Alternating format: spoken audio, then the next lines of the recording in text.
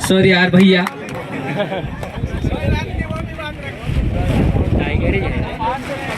Hello, बहुत बहुत धन्यवाद सतीश भाई। और सबसे पहले यहाँ का कार्यक्रम का आयोजन करने वाली टीम और यहाँ का जो इतनी मेहनत करके बहुत अच्छा सा कार्यक्रम किया विश्व आदिवासी दिवस मनाने का साप्ताहिक कार्यक्रम, उनके लिए जोरदार एक बार तालियां बजाते साथियों। साथियों, मुझसे पूर्व जो वक्ता है उन्होंने बहुत अच्छे से बताया कि साथियों, आपको जिंदा रहने के लिए सिर्फ नाचना गाना नहीं है, आपको बौद्धिक विकास करना पड़ेगा। और बौद्धिक विकास करने के लिए आपको कम से कम ऐसे आयोजन सुनना चाहिएगा। दादा ने बहुत अच्छे से बात बताई। यहाँ से नाचने वाले यहाँ से पूरे निकल गए, लेकिन जो सुनने वाले हैं, जो लड़ने वाले वो बेटे हैं। तो आप लोग ले अपने आप के लिए एक बार जरूर तालियां बजाए साथियों। साथियों, यहाँ की सबसे बड़ी पलायन समस्या है। पलायन एक ऐसी समस्या है, यहाँ पर कार्यक्रम तो होते हैं, आयोजन तो होते हैं, हमें सोचने की जरूरत है, हमें समझने की जरूरत है। आज पार्टी के क्षेत्र में हर घर में हर एक का रिश्तेदार आज कहीं न कहीं गुजरात और महाराष्ट्र में। साथियों, इसके लिए कौन जिम्मेदार है, हमें अपने आप को सोचना पड़ेगा, मंथन करना पड़ेगा साथियों। इसके लिए कौन जिम्मेदार है साथियों, मुझे कहना नहीं चाहिए, लोगों का नाम नहीं लेना, ये जनप्रतिनिधि हमको क्या मतलब है, आंडू पांडू का हम मुंह लगते ही नहीं है। लेकिन कहीं न कहीं मुझे आज कहना पड़ रहा, बड़े दुख के साथ। यहाँ पर 20 साल से प्रेम सिंह पटेल विधायक है।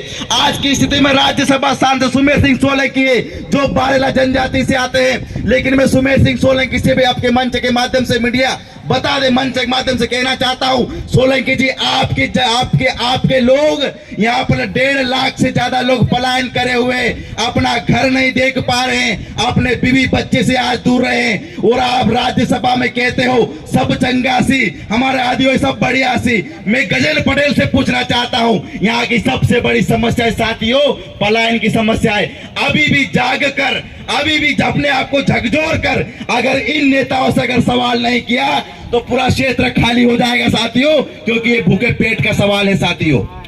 इसके लिए कहीं न कहीं कुछ न कुछ करना पड़ेगा, हमें जागना पड़ेगा। हमने बहुत कर ली नेताओं की गुलामी, हमने बहुत कर ली, इन लोग बात सुन ली, लेकिन हमको कम से कम समझना पड़ेगा, इनको सवाल करना पड़ेगा। हमें हमारे जनप्रतिनिधियों को इनको कहना पड़ेगा, हम तुमको अगर जाजम पर बिठा सकते हैं, अगर तुमको हम मंच पर बिठा सकते हैं, अगर तुमको हम आगे भेज सकते हैं, तो लात मारकर तुमको हम नीचे जमीन में भी रख सकते हैं। इस बात को ध्यान रखना पड़ेगा।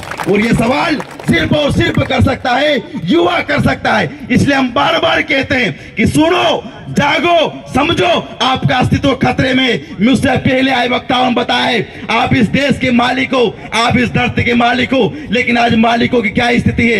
एक दादा को धोती लेने के लिए फटी धोती में घूमता है इस देश का मूल मालिक, उसको धोती लेने में समस्या आती है।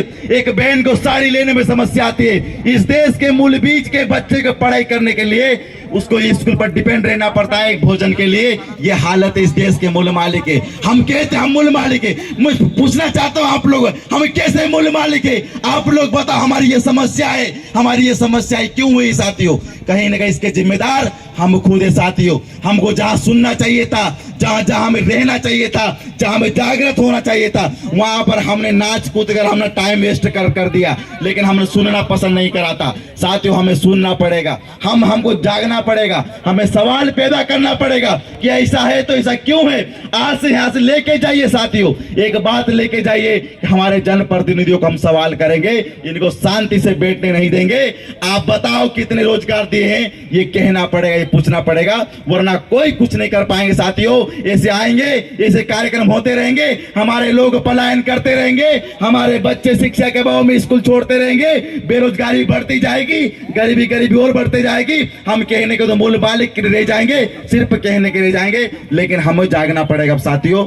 मैं ज्यादा टाइम नहीं लूंगा, बहुत सारे हमारे वक्ता भी है, तो इन्हीं बातों के साथ मैं अपनी बात को यहीं पर विराम दूंगा। और एक बात, अभी जो विदिशा में जो घटना हुई है वो बहुत बड़ी घटना है साथियों। हमारी भी माता बहनें जंगल में जाती है लकड़ी लेने के लिए, हमारे भाई बहन जंगल में जाते हैं लकड़ी लेने के लिए। वैसे सेम टू सेम आज विदिशा में लकड़ी लेने गए थे, उन भाइयों को वहां पर फॉरेस्ट वालों ने जो गोली मार दी, आज उसको अपने आप पर लेके देखे, अपने आप पर सोच के देखे कि अगर कभी हम यहाँ जाते लकड़ी लेने के लिए तो हमारे ऊपर भी एक घटना हो सकती है। वो विदिशा के आदिवासियों पर घटना नहीं हुई है, ये पार्टी के आदिवासियों पर भी घटना हुई है। इस बात को आपको बिठा ले साथियों। और हमारी नवीन पीढ़ी क्या कर रही है, नाच कूद कर सिर्फ घर जाने का काम कर रही है साथियों। तो ये सिर्फ आपको सोचना पड़ेगा, ये सिर्फ विदिशा में घटना नहीं है, ये सिर्फ वहीं के आदिवासियों के साथ में घटना नहीं है, ये सिर्फ आपके साथ में भी घटना हुई है। हम बोलते हैं एक तीर एक कमान, आदिवासी एक समान। तो आपको सोचना पड़ेगा, वहां के भाइयों का दुख दर्द आपको समझना पड़ेगा साथियों, क्योंकि ये हम भी लकड़ी लेने जाते हैं, हम भी आदिवासी है, इस चीज को समझना पड़ेगा। आपने मुझे यहाँ पर मौका दिया, इसके लिए बहुत बहुत धन्यवाद। धन्यवाद सतीश भाई।